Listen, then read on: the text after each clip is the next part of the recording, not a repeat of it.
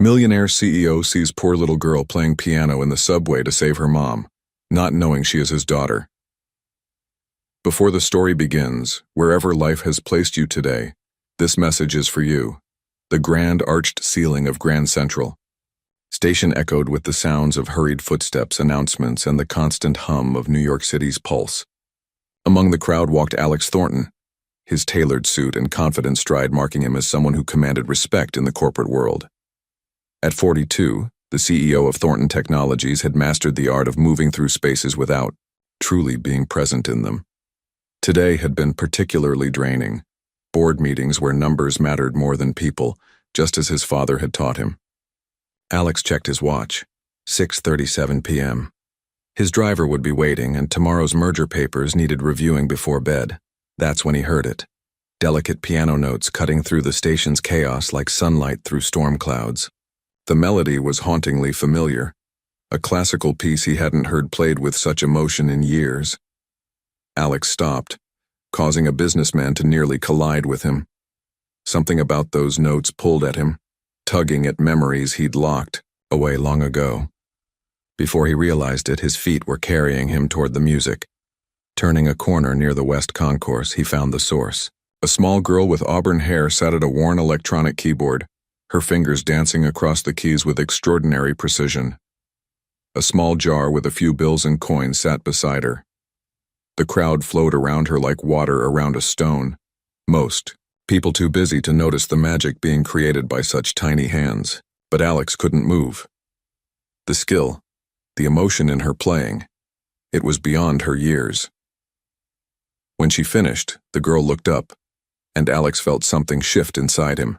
Her eyes, piercing blue, clear as a mountain lake, were startlingly familiar.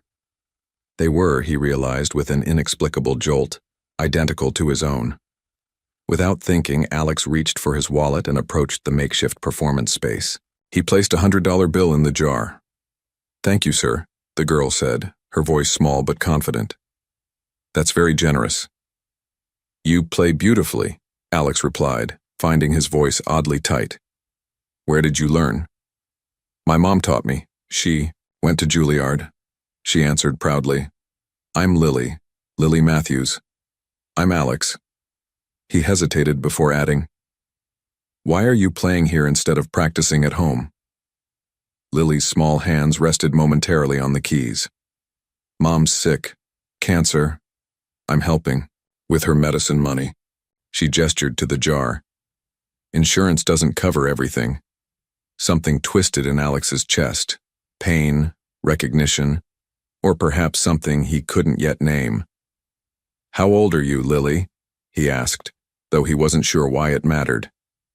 8. Almost 9 in March, she answered, already positioning her hands for another piece. Alex's phone buzzed insistently.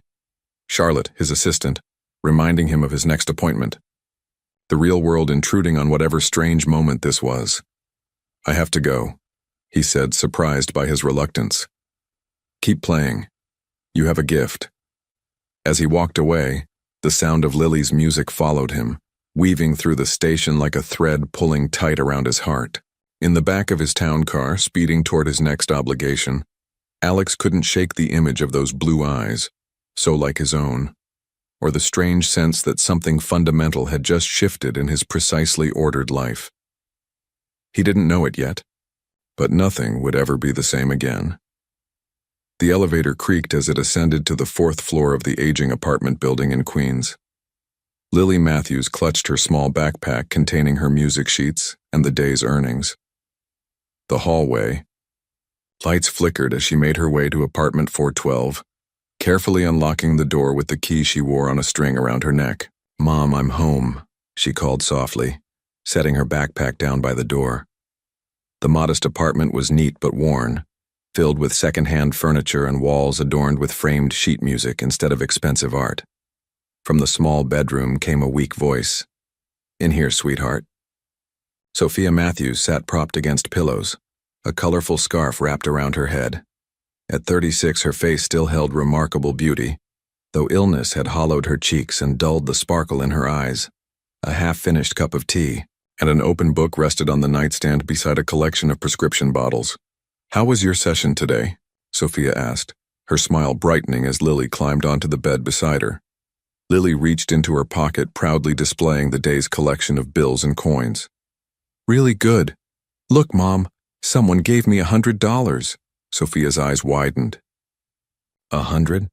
Lily, that's incredible. He was a businessman in a fancy suit, Lily explained, arranging the money on the bed cover. And Mom, he had eyes just like mine, just exactly the same blue.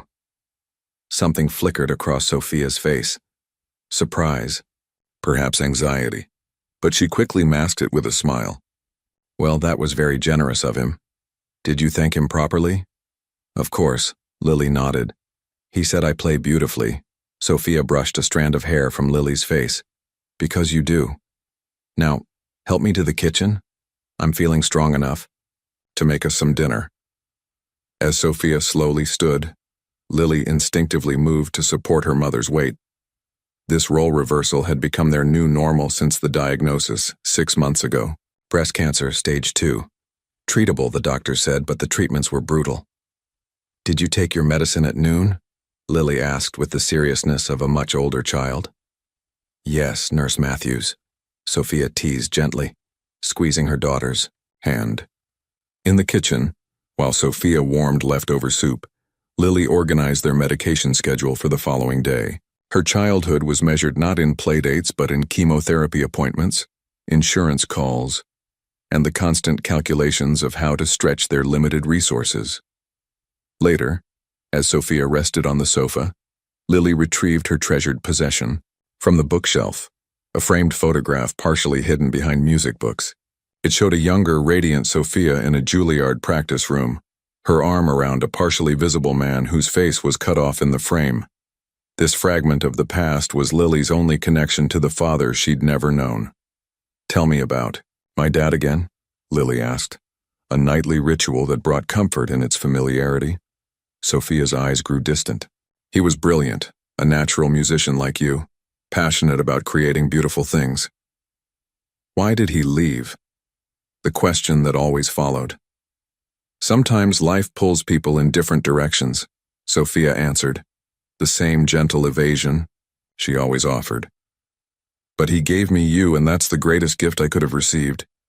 Lily nodded, satisfied for now with this partial truth. She carefully returned the photo to its hiding place, unaware that the stranger from Grand Central Station had just set in motion events that would soon uncover all the secrets her mother had kept hidden for 9 years. Moonlight spilled through floor-to-ceiling windows of Alex Thornton's Manhattan penthouse, illuminating the baby grand piano that stood as an elegant centerpiece in the otherwise minimalist living room. It was nearly midnight, yet sleep remained elusive.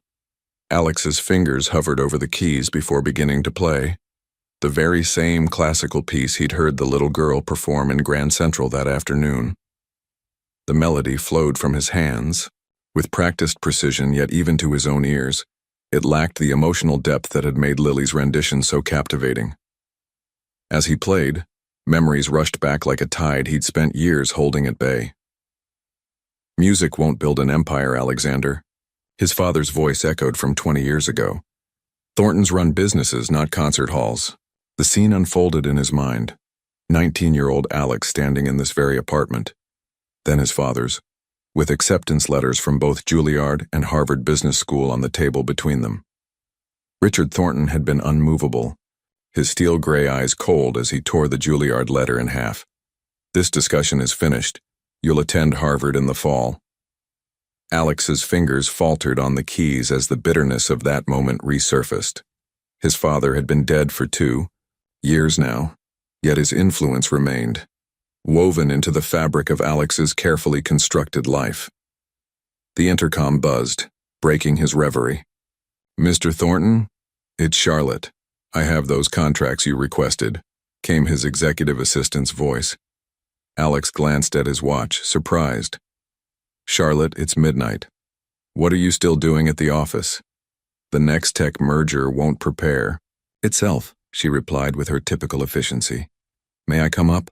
Minutes later, Charlotte Reynolds stood in his living room, her tailored suit as pristine as it had been 14 hours ago when their workday began.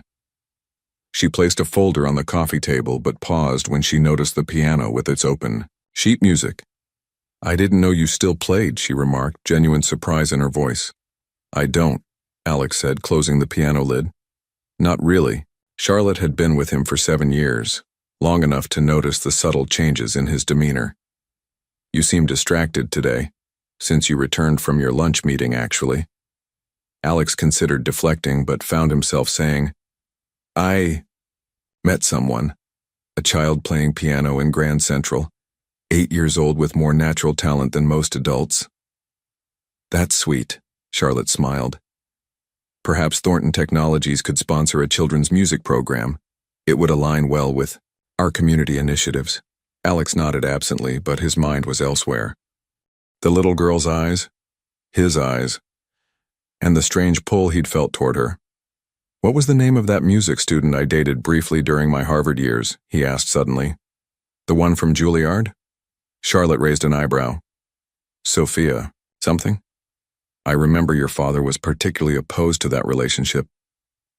"Matthews," Alex whispered, the name surfacing from the depths of memory. Sophia Matthews. An unsettling thought took root in his mind, a calculation he couldn't ignore. 9 years ago, a talented pianist named Sophia Matthews, a little girl, 8 years old, with his eyes. "Cancel my meetings for Thursday afternoon," he said, his decision. "First, I'm going back to Grand Central Station. May I ask why?"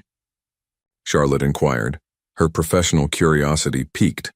Alex turned toward the windows, gazing at the glittering Manhattan skyline, the empire his father had forced him to build instead of following his passion. "I need to hear that music again," he answered simply, though the truth was far more complex than he was ready to admit even to himself. As Charlotte left with promises to rearrange his schedule, Alex returned to the piano, playing the haunting melody once more, each note carrying him closer to a truth he had yet to discover, and a past he had never fully escaped. 3 days passed before Alex found himself standing once again in the bustling corridors of Grand Central Station. He'd changed from his usual power suit into more casual attire, dark jeans and a charcoal sweater, hoping to blend in rather than intimidate. The familiar notes drew him forward before he even rounded the corner. Lily sat at her keyboard, her small frame hunched slightly in concentration as she played a Chopin nocturne. A modest crowd had gathered, commuters pausing their rushed journeys to witness something beautiful amidst the ordinary. Alex waited at the edge of the audience, studying her with newfound perspective. Her auburn hair, so like Sophia's, was tied back in a practical ponytail, revealing delicate features that seemed to be a perfect blend of. He pushed the thought away. Not yet, ready to fully confront it. When Lily finished playing, the crowd dispersed, dropping various bills and coins into her collection jar. Only then did Alex approach, watching as her face lit with recognition. "You came back," she said, her blue eyes, his eyes, widening with surprise. "I did. Your playing is extraordinary," Alex replied, settling on a nearby bench. "That was Chopin, wasn't it?" Lily nodded enthusiastically. "Nocturne in E-flat major, do you play too?" "I used to. A long time ago," he admitted, the words feeling like a confession. "Why did you stop?" The directness of childhood cut straight to the heart of things. Alex paused, considering how to answer. "Sometimes adults make choices they later regret," he said finally, "or have choices made for them." Lily seemed to consider this deeply, her young face surprisingly contemplative. "My mom says that's how life works, we can only move forward." "Your mother sounds wise." Alex hesitated before asking, "How is she doing? With her treatments?" "Some days are better than others," Lily answered with the pragmatism of a child who'd grown up too quickly. "Today she has chemo, so I'm playing longer. Every dollar helps." Alex reached for his wallet again, but Lily shook her head. "You already gave a lot. Mom says we can't take advantage of people's kindness." Something caught in Alex's throat. Pride, perhaps, for this child's integrity. "May I ask where you learned to play? You mentioned your mother taught you." "She studied at Juilliard before I was born," Lily explained, her fingers automatically positioning themselves over the keys. She was going to be a concert pianist, but then life happened. That's what she says. Alex's heartbeat quickened. What's your mother's name? Sophia. Sophia Matthews. Lily tilted her head curiously. Do you know her? The confirmation landed like a thunderbolt. Sophia Matthews. The timing aligned perfectly. 9 years ago, she would have been at Juilliard when they met. Before his father orchestrated their separation. Before he'd buried himself in his father's corporate vision, abandoning his music and, apparently, much more. I might, Alex said carefully, his mind racing with calculations and possibilities. We may have known each other a long time ago. Lily brightened. Really? That's so cool. She's coming to pick me up at 6 if you want to wait and say hi. Alex checked his watch, nearly 5. The reasonable thing would be to leave, to process this revelation privately, to approach the situation with the strategic planning he applied to his business dealings. Instead, he heard himself say, I'd like that. In the meantime, would you play something else for me? As Lily launched into another piece, Alex tried to steady his thoughts. The timing, the musical talent, the undeniable resemblance in their eyes, it all pointed to one impossible, life-altering conclusion. Lily Matthews wasn't just a gifted young pianist he'd happened upon in Grand Central Station. In all likelihood, she was his daughter. Alex never stayed to meet Sophia that evening. At 5:45, his phone rang with an urgent call from Marcus about the Next Tech merger, a call he'd secretly arranged himself. He said goodbye to Lily with a promise to return another day, his courage faltering at the last moment. Now, in the private sanctuary of his office on the 52nd floor of Thornton Tower, Alex stared at the business card in his hand. Jim Pearson, private investigator. The man across the desk from him was unassuming, gray-haired, mid-60s with kind eyes that had seen more of life's complexities than most. I need information on someone, Alex said, sliding a paper across the mahogany desk. Sophia Matthews. Current address, employment, medical situation, and, he paused, any documentation regarding her daughter Lily. Pearson nodded, asking no questions beyond the necessary details. Discretion is paramount, Alex emphasized. This isn't corporate espionage. It's personal. Understood, Mr. Thornton. I'll have preliminary information for you within 48 hours. After Pearson left, Alex sat alone with his thoughts. The rational part of his brain, the business executive his father had crafted, told him to maintain distance until he had facts. The part of him that had been suppressed for decades, the musician, the man who had once loved Sophia, urged immediate action. The next morning, the discreet file landed on his desk. He closed his office door before opening it. Sophia Matthews, 36, currently employed part-time teaching piano at the Riverside Community Center when her health permitted. Single, never married. Diagnosed with stage 2 breast cancer 6 months ago. Insurance coverage basic, medical bills mounting. Receiving treatment at Memorial Hospital under Dr. William Brooks. And there it was, a copy of Lily Matthews' birth certificate. Father, unknown. Date of birth, March 15, 2017. 9 months after his father had effectively ended his relationship with Sophia, Alex stared at the ceiling, memories flooding back. The summer of 2016, meeting the brilliant piano student during a rare rebellion against his father's control. Their intense connection, the shared passion for music, the plans they'd begun to make before Richard Thornton intervened. He'd never known she was pregnant. Had she tried to tell him? Without consulting anyone, Alex made a call to his foundation director. By that afternoon, Sophia Matthews had mysteriously received notification of extended premium medical coverage through a Thornton Foundation program for artists. The considerable medical bills that had accumulated were marked paid in full. It wasn't enough, but it was a start. Across town, Sophia sat on the edge of her bed staring in disbelief at the letter from Memorial Hospital. Mom? Lily appeared in the doorway, her backpack indicating she was ready for school. Are you okay? You look like you've seen a ghost. Sophia quickly folded the letter. "I'm fine, sweetheart, just surprised. It seems there's been a mistake. With our medical bills, they've been paid. All of them?"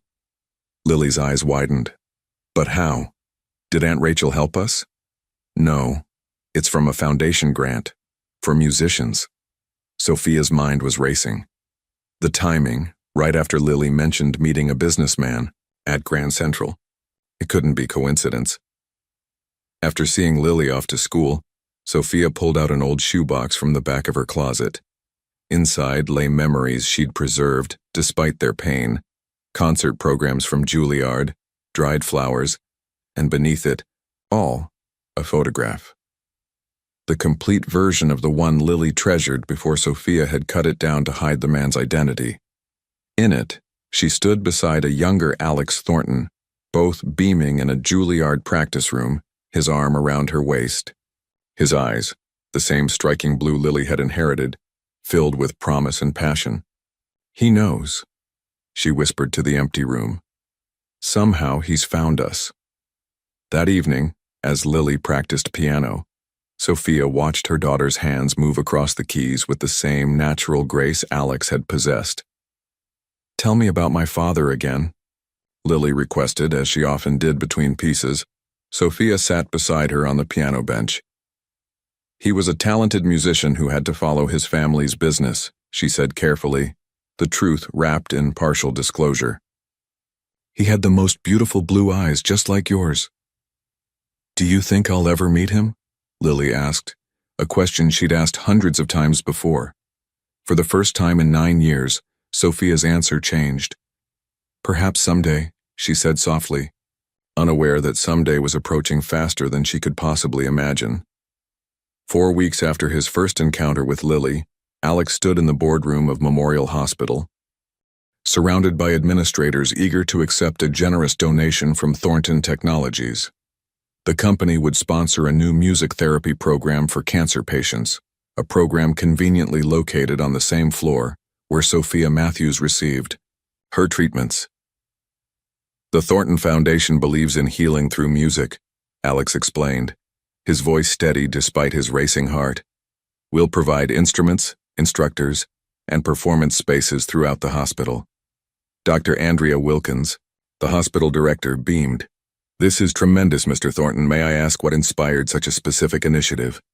"Personal experience," he answered simply. "Music heals what medicine sometimes cannot." The truth was more calculated.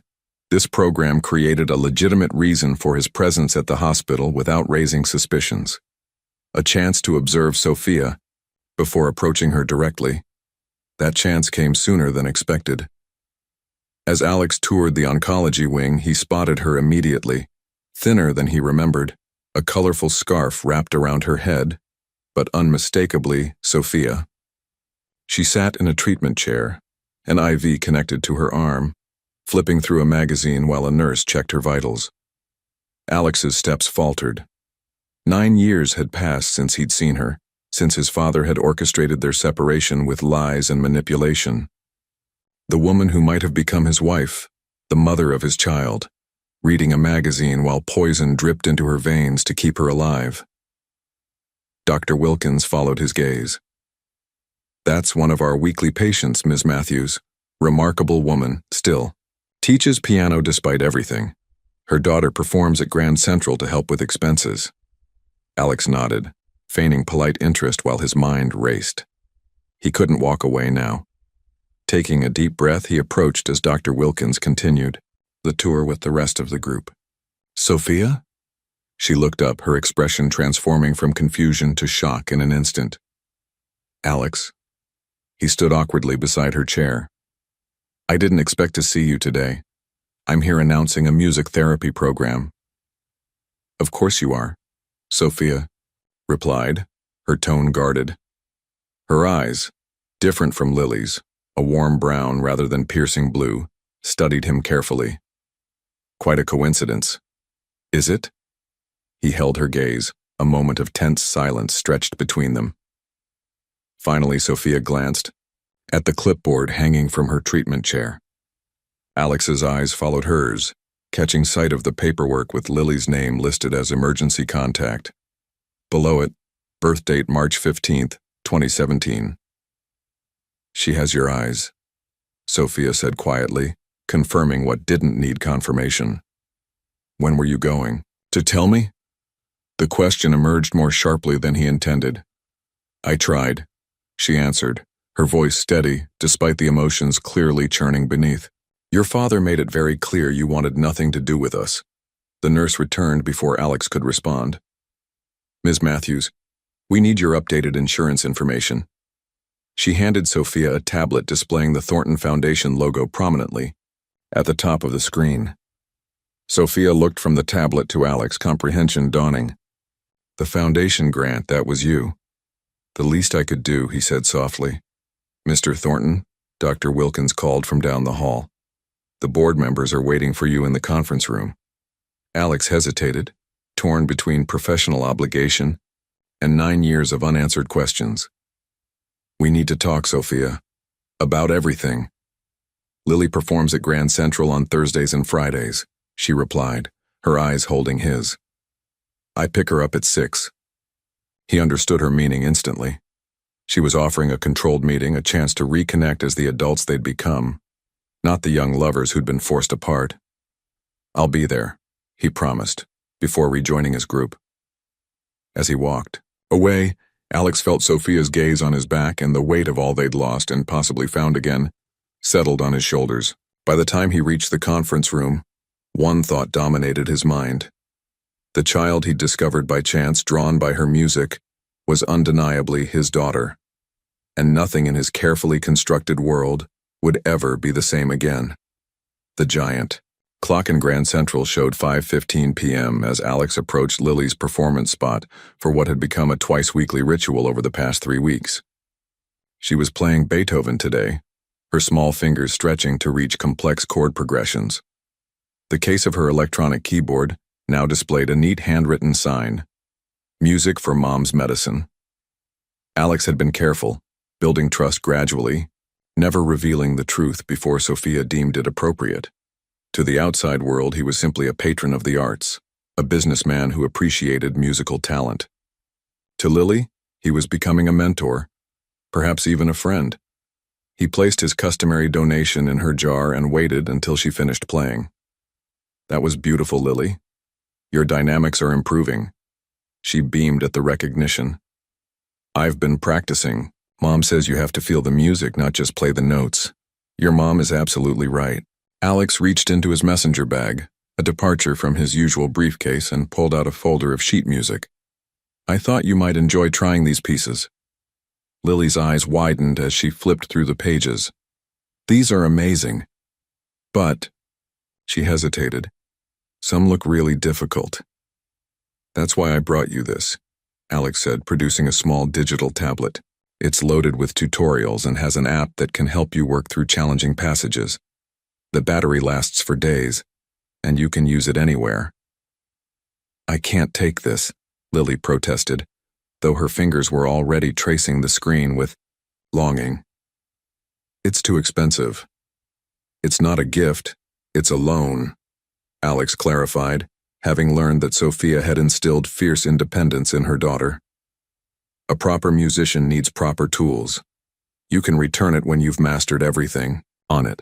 Lily laughed. "Oh, that could take years." "Then I suppose we'll have to keep meeting for years," Alex replied, his heart warming at how natural it felt to plan a future that included this remarkable child. His child. "Hello, Alex." He turned to find a woman watching them with cautious eyes. She wasn't Sophia, who had texted him earlier that her treatment had been rescheduled.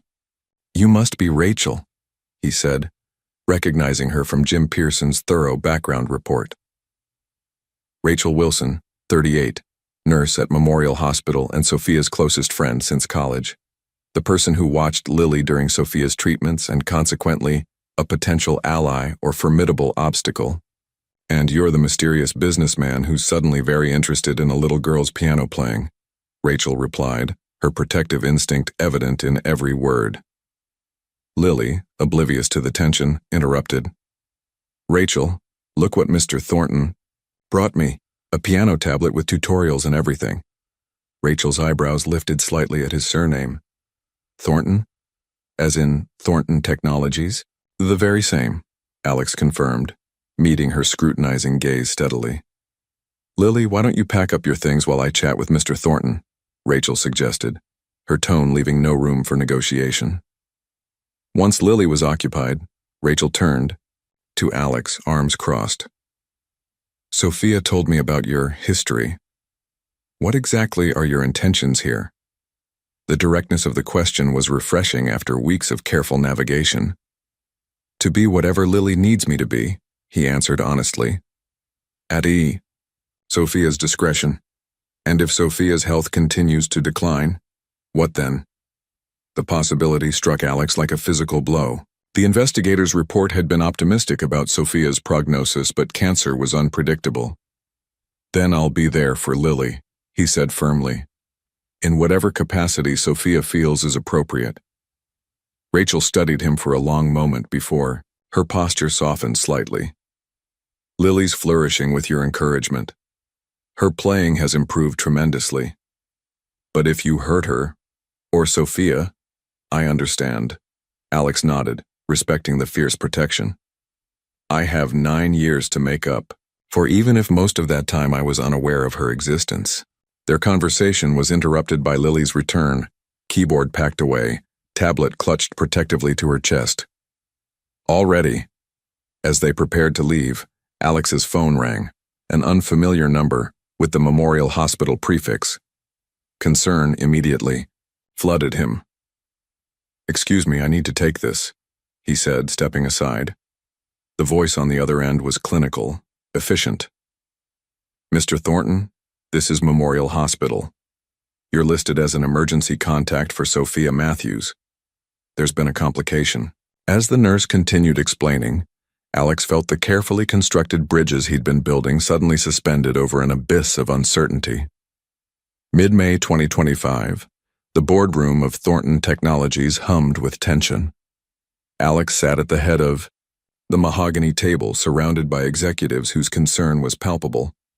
Through the floor-to-ceiling windows, Manhattan sprawled below them, a kingdom he'd inherited but never truly wanted. The next tech merger is scheduled for early July, Marcus Delaney, his CFO, reminded everyone. We need absolute focus from leadership. His gaze fixed pointedly on Alex. All leadership. Alex nodded absently, his mind elsewhere.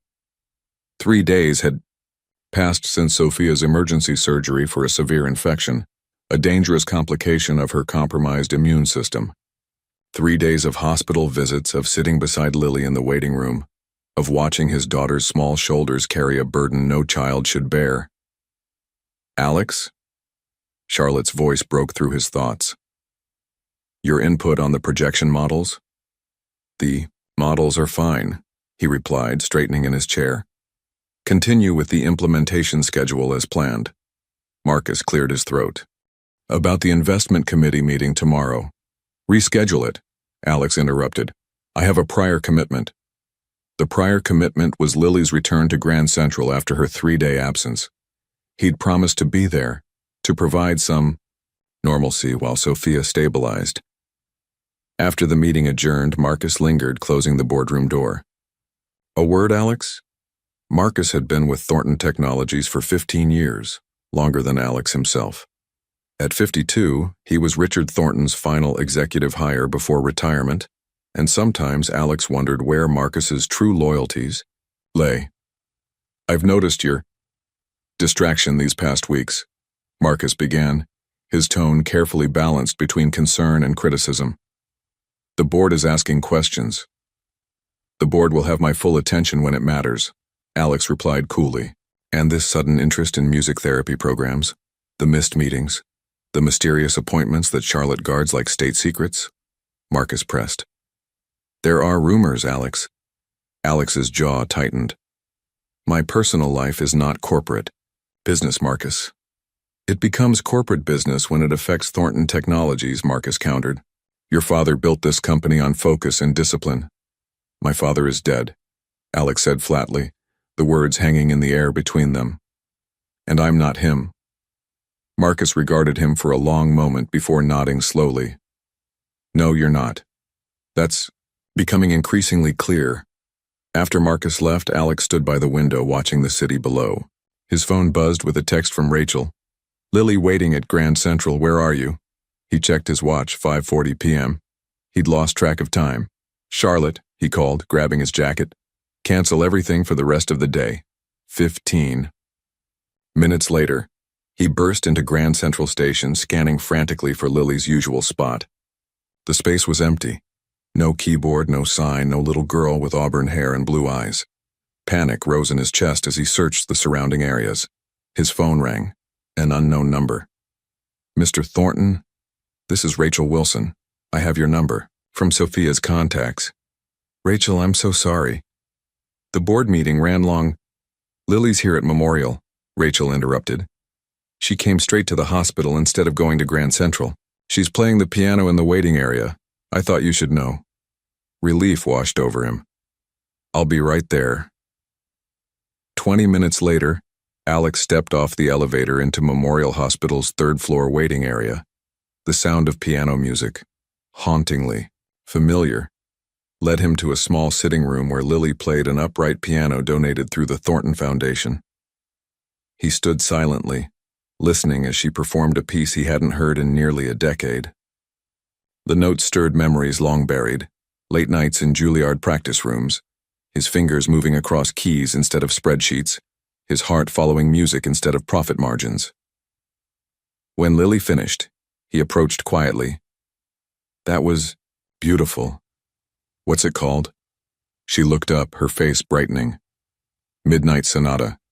It's Mom's favorite. Alex felt the air leave his lungs.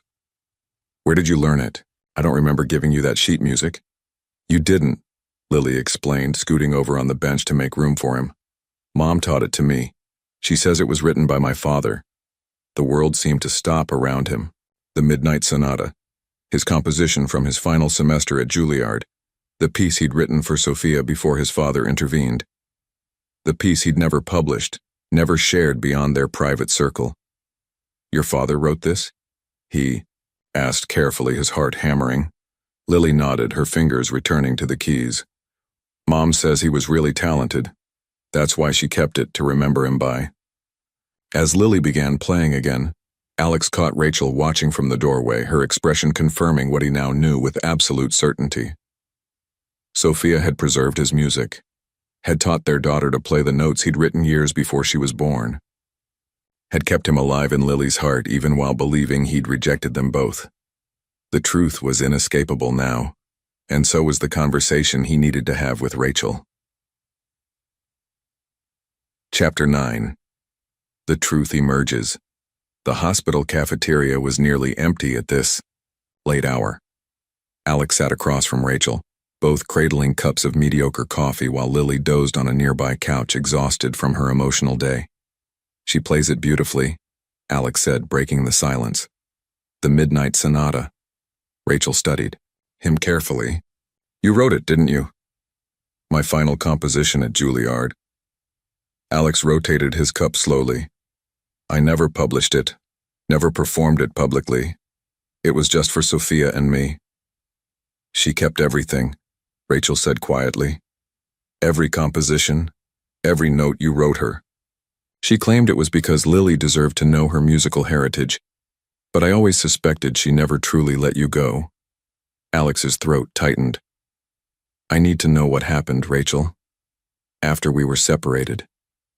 Rachel sighed, glancing at Lily's sleeping form before continuing. Sophia discovered she was pregnant about 6 weeks after you disappeared from her life. She tried reaching you. Calls, emails, even went to your father's office.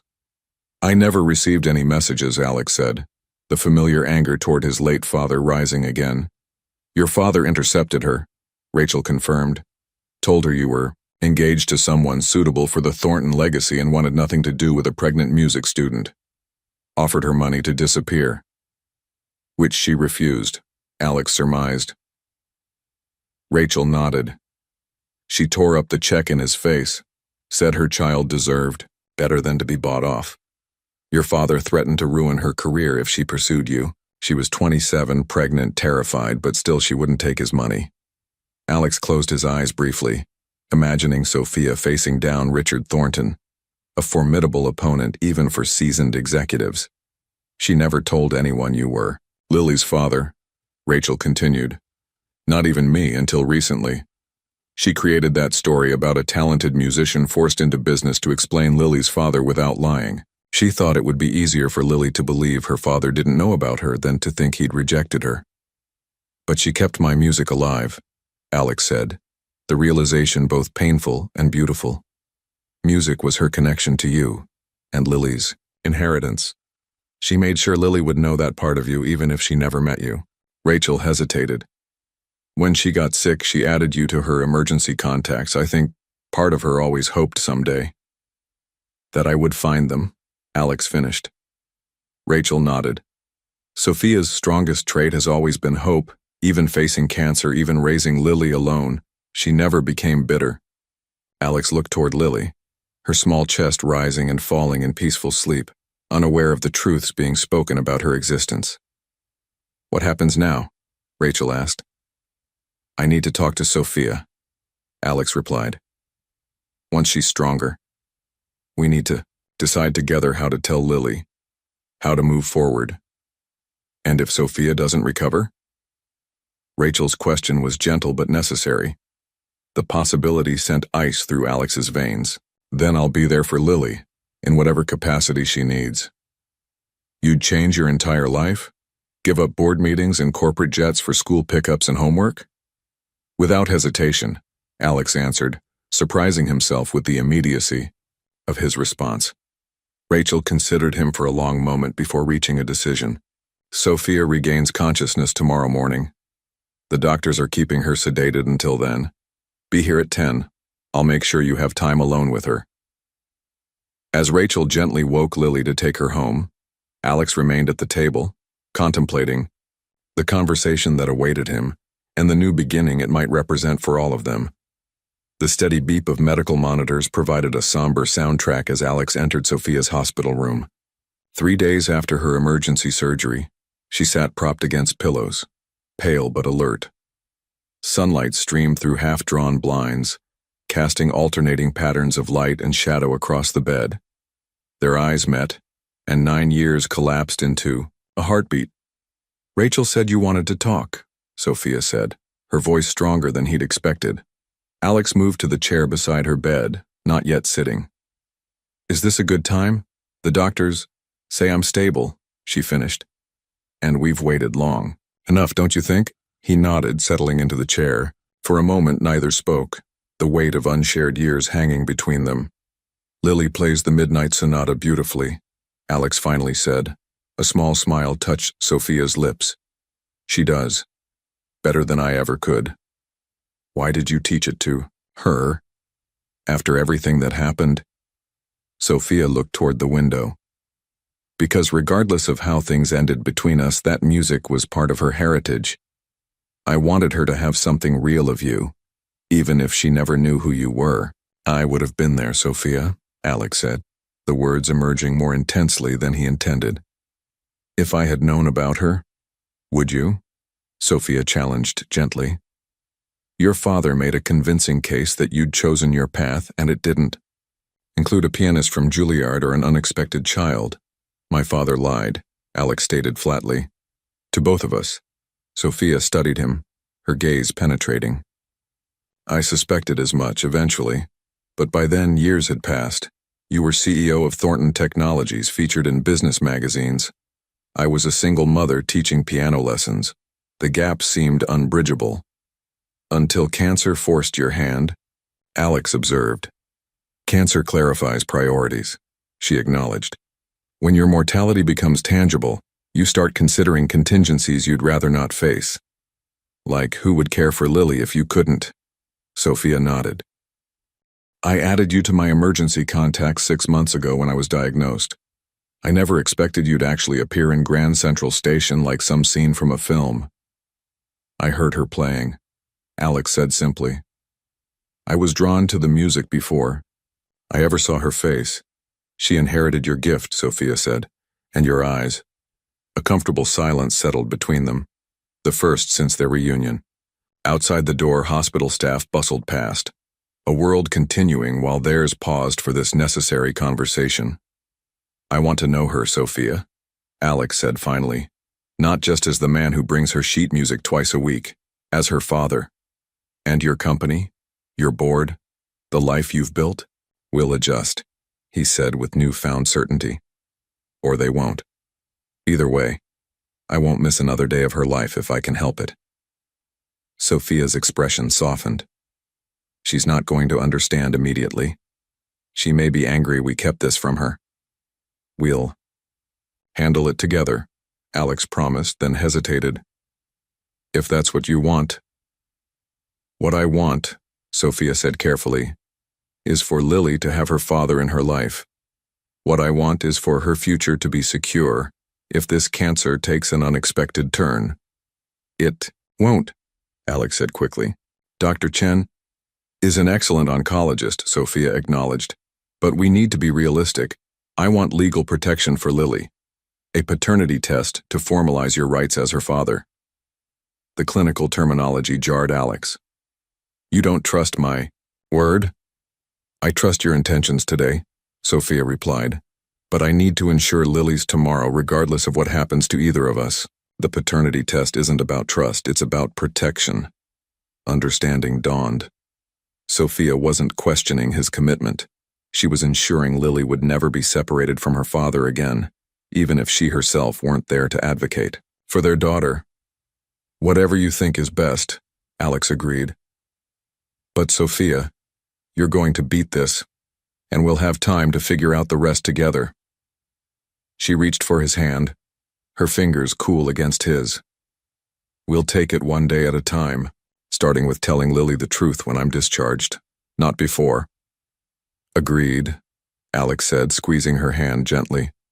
"One day at a time." As he left the hospital room, Alex felt both weight and weightlessness, the burden of 9 lost years alongside the lifting of secrets too long kept. The path forward wasn't clear, but for the first time in memory, it felt right. Late May sunshine dappled the walkways of Grand Central Station as commuters streamed past Lily's performance spot. But today was different. Today, Alex sat beside her at a portable digital piano he'd brought, their fingers creating harmony on neighboring keys. Together, they played a simplified duet version of Bach that Alex had arranged specifically for their skill differential. Commuters slowed, phones emerged to capture the unlikely pair, the distinguished businessman and the little girl performing with surprising synchronicity. "Your left hand is rushing," Alex murmured between phrases, his guidance gentle but precise. Lily corrected immediately, her ear as keen as his. "Your turn is coming up," she reminded him with a grin as they approached his solo section. 2 weeks had passed since Sophia's surgery. The paternity test had confirmed what they already knew, the documents filed discreetly with help from Thornton Technologies' legal team. Sophia had begun treatment with Dr. Catherine Chen, the oncology specialist Alex had arranged, whose innovative protocol was already showing promising results. Yet they hadn't told Lily. Sophia wanted to regain her strength first, to be fully present for whatever reaction their revelation might trigger. So Alex continued his role as mentor, now openly coordinating with Sophia, building the foundation of a relationship that would eventually unveil its true nature. As they finished their duet, applause erupted from the gathered crowd. A commuter approached, phone still recording. "That was amazing. Do you perform here regularly?" she asked. "Tuesdays and Fridays," Lily answered confidently. "We're raising money for cancer research." Alex had insisted they redirect her fundraising toward research rather than personal medical bills, which he now covered completely. Lily had embraced the new mission wholeheartedly, proud to help others like her mother. "You two are naturals together," the woman commented. "Father and daughter?" The innocent question hung in the air. Alex felt his heart stutter as Lily looked up at him, curiosity in her blue eyes, his eyes. "We're musical partners," Alex answered smoothly, ruffling Lily's hair with casual affection that disguised his internal turmoil. After the crowd dispersed and they packed up their instruments, Alex's phone vibrated. Marcus Delaney's name flashed on the screen, but he silenced it without answering. "Don't you need to take that?" Lily asked, ever observant. "It can wait," Alex replied, helping her with her backpack. "Some things are more important than business." As they walked toward the exit where Rachel waited to take Lily home, Alex's phone buzzed again, this time with a news alert. Thornton Technology CEO Alexander Thornton spotted performing with young pianist in Grand Central. Video goes viral. He sighed, showing the alert to Rachel as Lily ran ahead to a nearby pretzel stand. "That didn't take long," Rachel commented, skimming the article.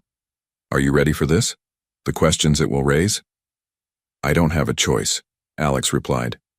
"The truth will come out eventually. I'd rather it be on our terms, but if not..." He shrugged. "Sophia and Lily are my priority now." Rachel studied him, her initial suspicion having evolved into cautious respect. "You've changed, Thornton. When Sophia first told me who you were, I expected a corporate shark too busy for a child he never wanted. That's who my father trained me to be," Alex acknowledged. "But it's never who I wanted to be." His phone rang again, Charlotte this time. Unlike Marcus, she deserved an answer. "I've seen the video," she said without preamble when he answered. "Marcus is calling an emergency board meeting tomorrow morning. He's suggesting your public behavior might impact the next tech merger." "I'll handle Marcus," Alex replied, watching Lily laugh as she shared her pretzel with Rachel. "The merger isn't at risk." "Alex," Charlotte's voice lowered. "Is she your daughter? The timing fits and the resemblance..." "Yes," he said simply, the first time he'd acknowledged the truth to anyone in his corporate life. "She is." "Then handle this carefully," Charlotte advised, "not just for the company but for her." After ending the call, Alex rejoined Lily and Rachel, accepting the piece of pretzel Lily offered him.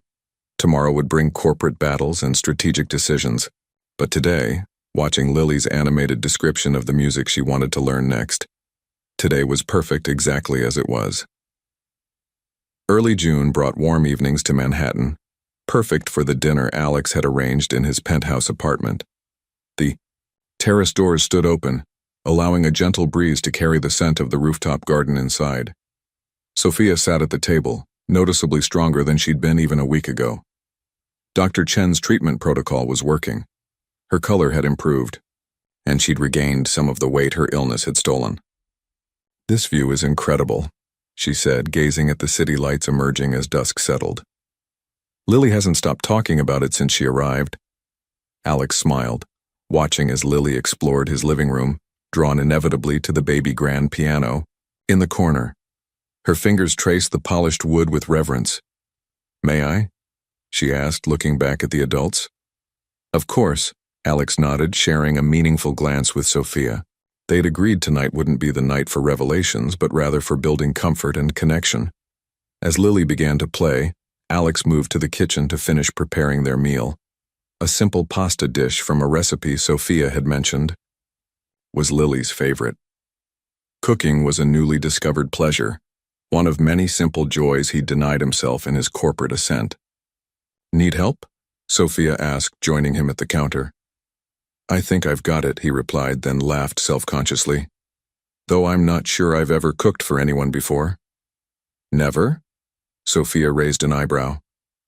"My father believed hiring people was more efficient than learning skills he considered unnecessary," Alex explained, stirring the sauce.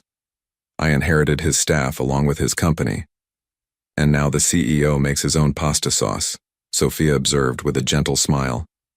"What would Richard Thornton say? Nothing printable." Alex chuckled.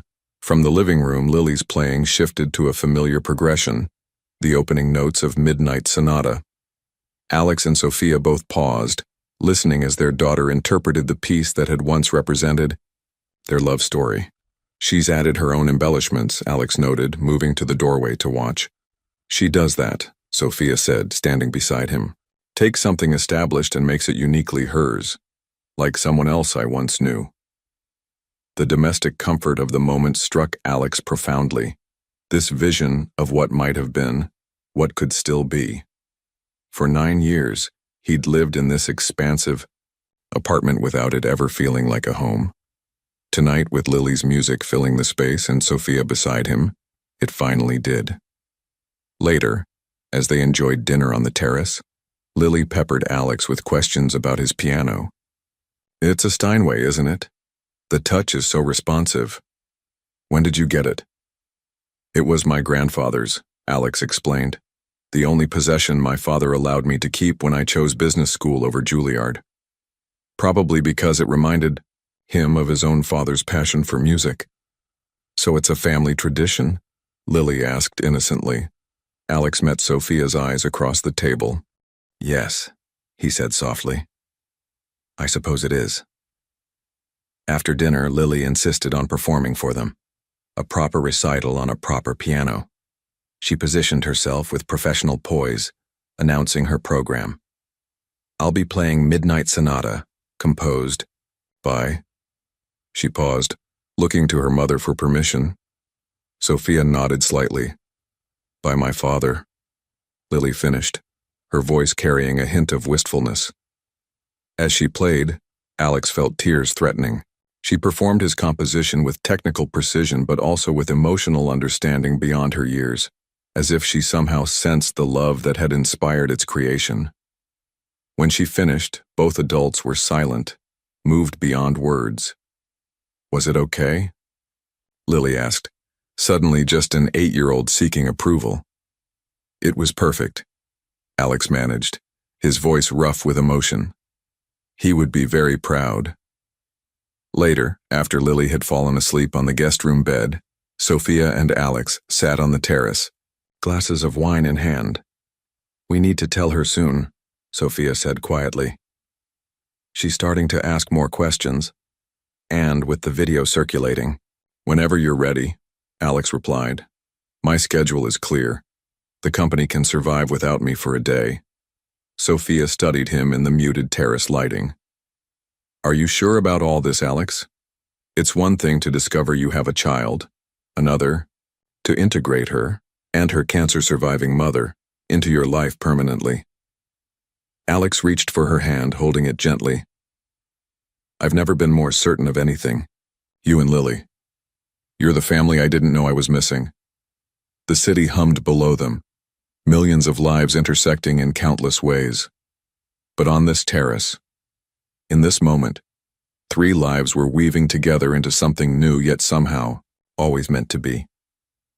CEO's secret child, Thornton Technologies leader, Hyde's piano prodigy daughter. The headline blazed across the New York Business Journal's website, accompanied by side-by-side photos of Alex and Lily at Grand Central, their identical blue eyes circled in red for emphasis. Below were pictures of Sophia entering Memorial Hospital, her medical file partially visible in a nurse's hand, clearly obtained through questionable means. Mid-June had brought the story Alex had been dreading. Someone had connected the dots, before they could tell Lily themselves. "How bad is it?" Charlotte asked, standing in his office doorway. Alex looked up from his computer screen. "They have her birth certificate, Charlotte. They know Sophia tried to contact me 9 years ago. They're painting me as a deadbeat who suddenly developed a conscience when she got sick." Charlotte closed the door. "Marcus?" "Almost certainly," Alex confirmed. "The board meeting is in 30 minutes. He's making his move before the next tech merger." His phone lit up with Sophia's call. "I have to take this." Charlotte nodded, leaving him to privacy. "Sophia, have you seen... Rachel is keeping Lily home." "From school," Sophia interrupted, her voice tight with controlled anger. "Reporters are outside our apartment building. Someone offered her classmate $50 for information about her." Alex closed his eyes, fury and guilt warring within him. "I'm sending security to bring you both to my place. Pack whatever you need for a few days." "Alex." Sophia's voice softened slightly. "This isn't your fault." "It is," he countered. "And I'll fix it. But first we need to tell Lily before she hears it from someone else." After arranging security for Sophia and Lily, Alex straightened his tie and headed for the boardroom. The faces that greeted him ranged from concerned to calculatingly neutral. At the far end sat Marcus, a manufactured expression of regret barely concealing his satisfaction. "I believe we all know why we're here," Marcus began before Alex could speak. "The situation that's come to light poses significant risk to the Nextech merger. Their board has already expressed concern about leadership stability." "Fascinating," Alex replied coolly, remaining standing. "Since I spoke with Nextech's CEO this morning and he expressed nothing but continued enthusiasm for our partnership," Marcus faltered momentarily. "Nevertheless, the revelation of a hidden child—" "Let me stop you there," Alex interrupted. "I discovered I had a daughter 8 weeks ago. There was no concealment, merely a father's wish to establish a relationship.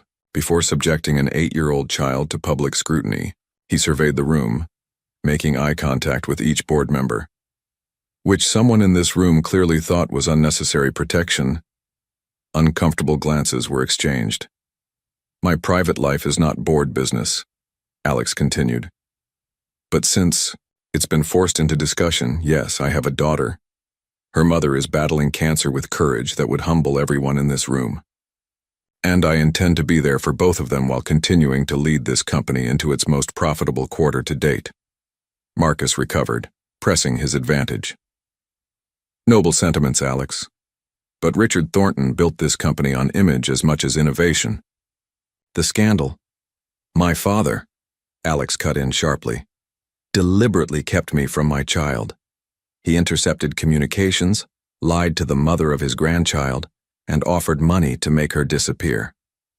If anyone damaged the Thornton name, it was Richard Thornton himself." Silence fell over the room. "I've prepared something that may address your concerns," Alex said, distributing folders to each board member. "A proposal for the Thornton Music Education Initiative, integrating with our existing community programs and creating positive press to counterbalance this manufactured scandal." The board members flipped through the detailed prospectus: community, music schools in underserved areas, scholarships, technology grants for music education. "This isn't damage control," noted Eleanor Winters, the board's longest-serving member. "This is a fully developed program." "Because it's not a reaction to crisis," Alex explained. "It's the integration of who I truly am with the company I lead. Something my father never permitted." Eleanor studied him thoughtfully. "Richard was my friend for 40 years, but he was wrong about many things, particularly what makes a man worthy of respect." She closed her folder decisively. "I move to table any discussion of leadership changes and endorse Alex's initiative immediately." As murmurs of agreement spread through the room, Marcus's face hardened. "This doesn't change the fact that you've been distracted, Alex. The merger is proceeding perfectly on schedule," Alex finished for him, "as you'd know if you'd attended the strategy meeting this morning instead of leaking stories to the press." Marcus blanched slightly. "Now, if you'll excuse me," Alex said, gathering his materials. "My family needs me. Charlotte will handle the rest of today's agenda." As he walked out, leaving the boardroom in stunned silence, Alex felt lighter than he had in years. The corporate world that had once defined him now seemed merely one aspect of a life that was finally, truly, his own. Independence. Day dawned clear and bright. The city quieter than usual as many New Yorkers had escaped to beaches and summer homes. For Alex, Sophia, and Lily, the holiday provided perfect timing. A day free from school, work, and the press attention that had finally begun to wane. They'd chosen Central Park for this moment, finding a secluded spot near the Bethesda fountain, where Lily could run freely if she needed space to process what they were about to tell her. Sophia spread a picnic blanket beneath a massive oak tree, her movement stronger than they'd been in months. Dr. Chen's treatment was working remarkably well. Her latest scans showed significant reduction in tumor size. "Can we get ice cream after?" Lily asked, arranging the picnic items they'd brought from Alex's apartment, where they'd been staying since the media storm erupted. "We'll see," Sophia answered, exchanging a nervous glance with Alex. They'd rehearsed this conversation repeatedly, consulting a child psychologist for guidance on the best approach. When they were settled, Alex handed Lily the small gift box they'd prepared. "What's this for?" "It's not my birthday," Lily said, curious. Just open it, Sophia encouraged gently. Inside, Lily found a delicate silver bracelet with 3 charms, a piano, a tiny music sheet, and a heart. She held it up, admiring how it caught the sunlight. It's beautiful, thank you. She immediately extended her wrist for Alex to help fasten it. Lily, Sophia began, do you remember asking me about your father? About why he wasn't in our lives? Lily's brightness dimmed slightly. You said he had to follow his family's business instead of music, and that life pulled you apart. That's true, Sophia nodded, but there's more to the story, something we need to tell you today. Lily looked between them, suddenly serious. Is it because of those reporters? The ones who took our picture? Partly, Alex admitted, but mostly because it's time you knew the whole truth. Sophia took Lily's hand. Your father didn't know about you, sweetheart. His father, your grandfather, kept my messages from him when I tried to tell him I was pregnant. Lily's brow furrowed. So he didn't leave us on purpose? No, Sophia assured her. He would have been there if he'd known. And now? Lily asked, her voice small but steady. Does he know now? Alex's heart hammered in his chest as he gently took Lily's other hand. I know now, Lily. Silence fell as Lily processed his words, her intelligent eyes, his eyes widening with realization.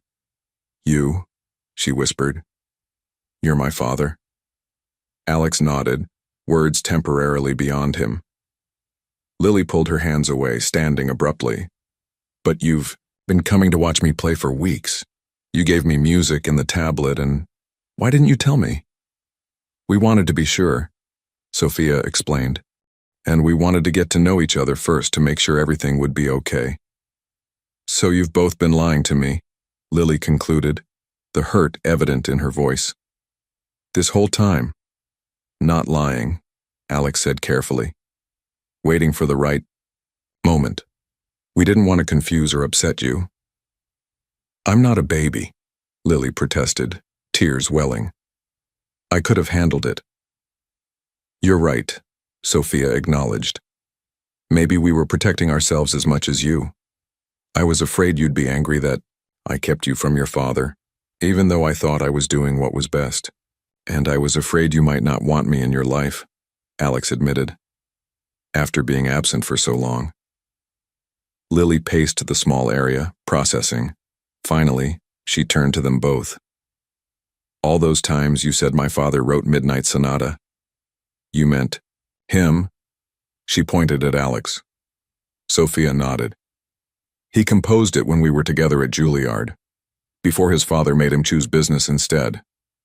That's why it's your favorite, Lily realized. It reminded you of him. Something in her expression shifted as pieces fell into place. Her mother's stories, their shared musical talent, the identical blue eyes that had startled strangers for years. The bracelet, Lily said suddenly, looking down at her wrist. 3 charms.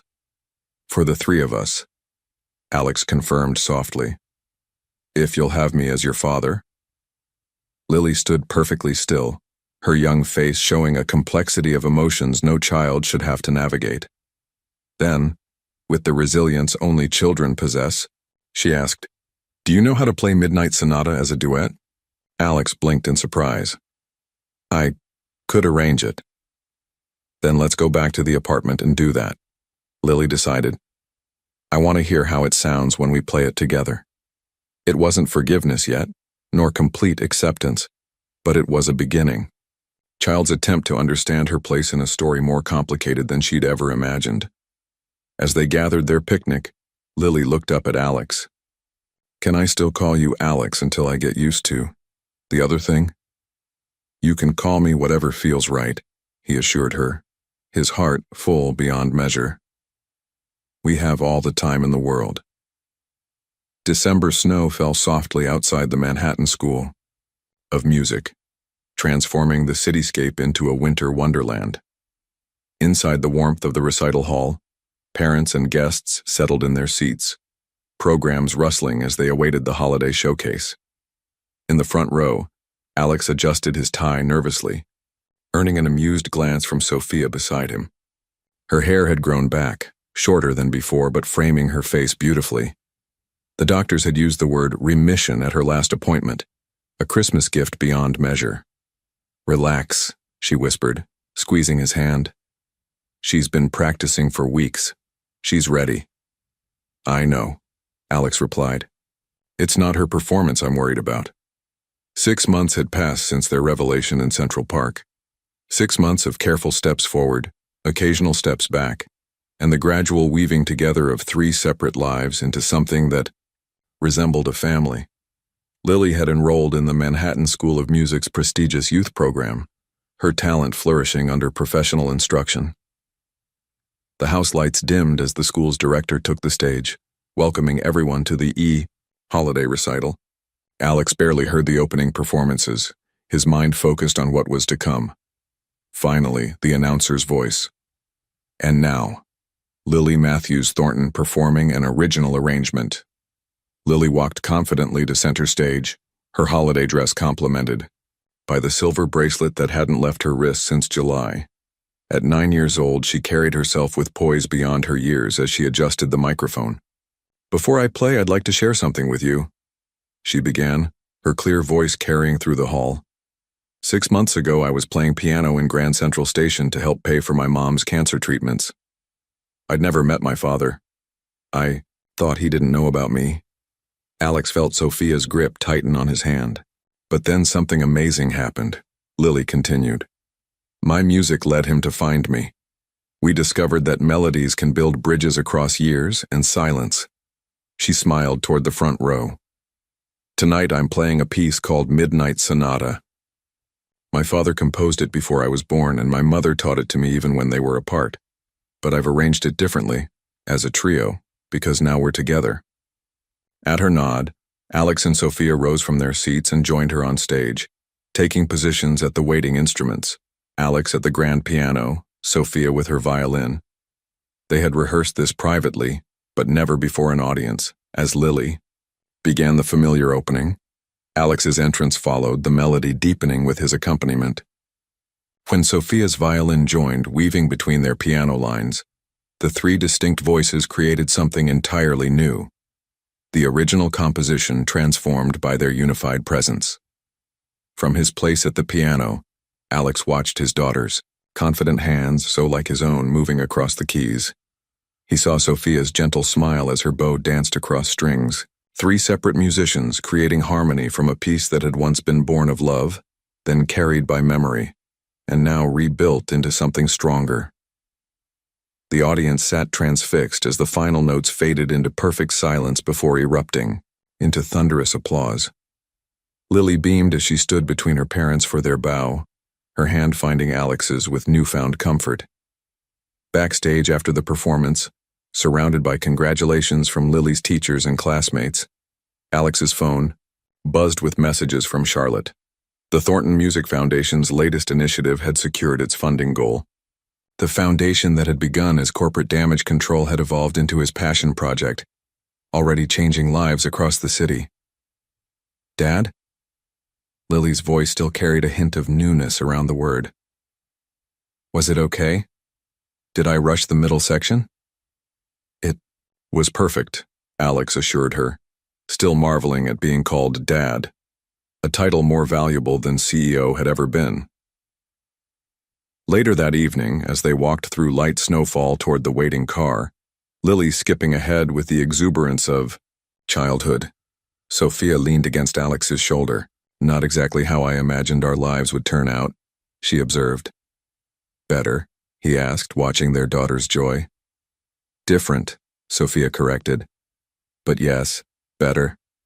The long way around to where we were always meant to be." Alex wrapped his arm around her shoulders, drawing her closer against the cold. Ahead, Lily twirled in the falling snow, her face upturned to catch flakes on her tongue. Behind them, the lights of the school gleamed like the promise they'd finally fulfilled. "Some melodies," Alex said softly, "take time to find their perfect harmony." As they reached the car, Lily called out, "Can we play it again when we get home?" I have ideas for making it even better. Alex laughed, recognizing his own perfectionism in her enthusiasm. Of course we can. Some distances couldn't be crossed in a single moment. Some separations left marks that needed time to heal. But with each note played together, with each shared day, the pain of their years apart faded further into memory. What remained, what grew stronger, was the music they now created together.